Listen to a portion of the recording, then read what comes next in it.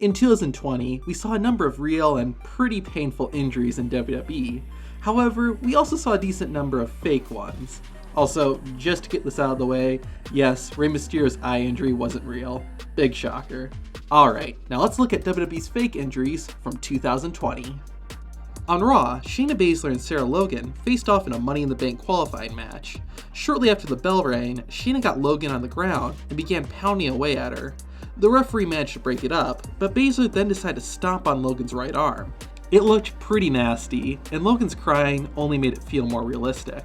The match was called off due to Sarah no longer being able to compete, but this injury was all part of the show.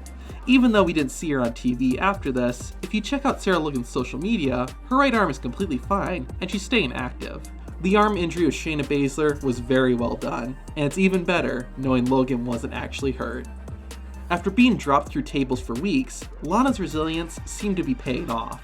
She challenged Asuka for the Raw Women's Championship, but due to interference by the tag team champions, Nia Jax and Shayna Baszler, Lana lost by disqualification.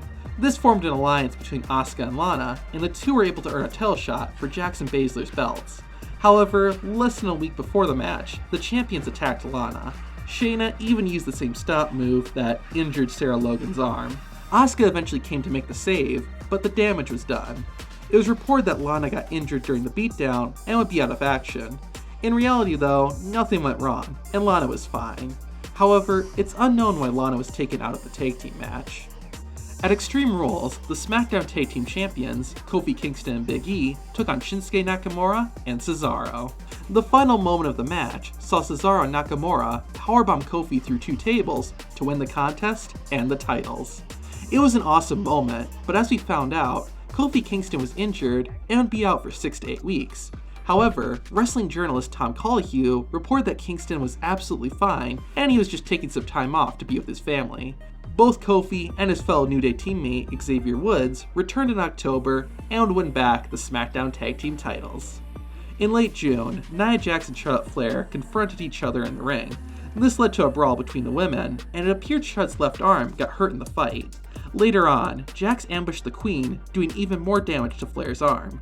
WWE later reported that during the fight, Charlotte suffered a potential collarbone fracture, but this is just part of the storyline. The reason Charlotte was taken off TV was to undergo surgery to fix an issue caused by her breast implants. After being out for several months, the Queen returned at TLC. She teamed with Asuka, defeating Shayna Baszler and Nia Jax to become the Women's Tag Team Champions. After they lost their tag team titles at Payback, Sasha Banks and Bayley got their rematch on SmackDown against Nia and Shayna. While attempting to attack Baszler, Banks accidentally rammed her knees into the ring post. Medical personnel came in after the match to check on the boss, who appeared to be in pretty bad shape.